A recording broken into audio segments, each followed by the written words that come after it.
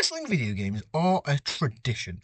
From the days of Saturday Night Slam Masters to the WWE 2K era, the game give fans the chance to book dream matches and play them out. There is at any given time so many wrestling promotions to choose from, and with that comes an abundance of video games to choose from. This is where video game box art comes into play. The cover of a video game is promotional art that tells the customer what to expect from the product that they are purchasing. However, wrestling video game covers aren't always a success. Blown up images, weird fonts, and terrible Photoshop jobs will make a bad cover for a video game. Welcome to Honor Wrestling Club, and today we'll be counting down the 10 ugliest wrestling video game covers ever. Welcome to the club. In number 10, we have WrestleMania 21, which is far too simple for such a decorated event. This was a bold and boring cover. WrestleMania 21 took place famously in Hollywood in 2005. Since it was going down in the heart of Hollywood, the event was draped in references and allusions to cinema. From the parody trailers advertising the event to the show itself having a mock Hollywood design, there was such a charm to the 21st edition of the grandest stage of them all. That begs the question then, why is the box art celebrating the event so boring? The commonplace for video game box art for wrestling games is to feature dominant stars on the roster. Instead, WrestleMania 21 decided to just go for the WrestleMania 21 logo. It's not the worst thing in the world, it's just bland, and for such a good event, that's almost worse. In number 9, we have WWE's 2K14, which would snub Daniel Bryan and The Shield on the cover, and they instead chose to put a part-timer on the box art. In the year of Daniel Bryan and the Yes Movement, why is The Rock the cover star? He didn't even have a match that year. At this time in his career, The Rock was a part-timer who'd had a 3-month reign as WWE Champion. It's not to diminish his accomplishments whatsoever, as it's always important to communicate how much he did for the wrestling industry as a whole. However, in the year when the Shield were also on a tremendous run, it was odd to feature the Great One. In number 8, we have WWF Raw, which was a visual eyesore and a graphic designer's nightmare. Graphic design is an art form that informs a lot of our day-to-day lives, even when we don't realise it. When it's bad, however, that's when people tend to realise just how important graphic designing is. The WWF Raw cover is a nightmare to look at, both figuratively and literally. Images that look like they've been deep fried, layered on top of a crusty graphic that is supposed to mirror Kane's home. It visually has way too much going on. In number 7, we have ECW Anarchy Rules with a Z because they're extreme! And it has a cover that screams at afterthought. This is an extreme mess of a cover.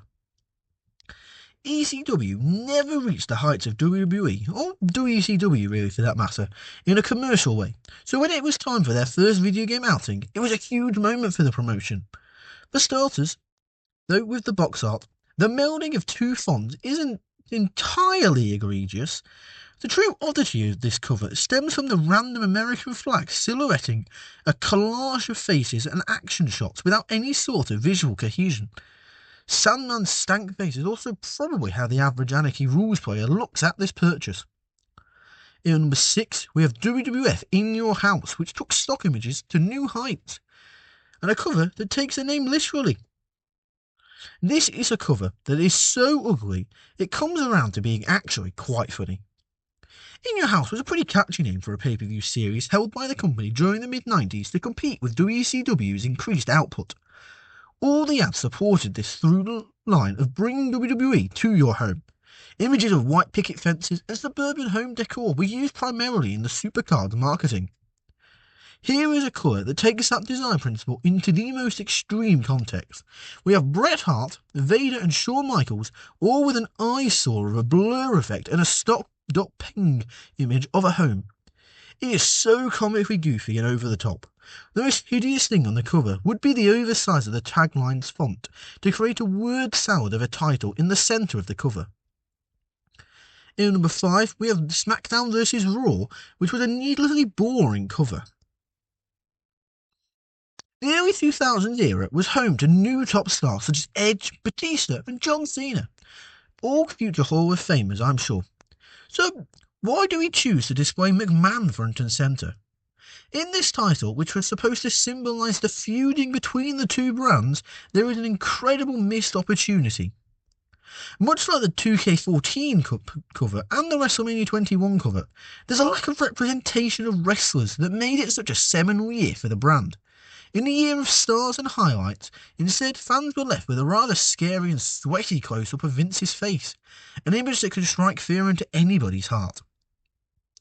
In number 4, we have WWF Betrayal, which gets the point across in bad box art fashion, and the shadow of McMahon is threatening on the cover.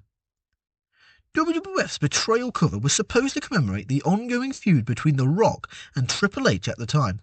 The way it approaches the face-off between these two juggernauts of wrestling is perfectly fine. The problem, though, is everything else. The silhouette of Vince McMahon is ominous and has shades of a final boss. The true ugly is the botched Photoshop image of Stephanie McMahon. The image and the way it's composited, dead centre, looks so out of place and screams third-grade graphic design.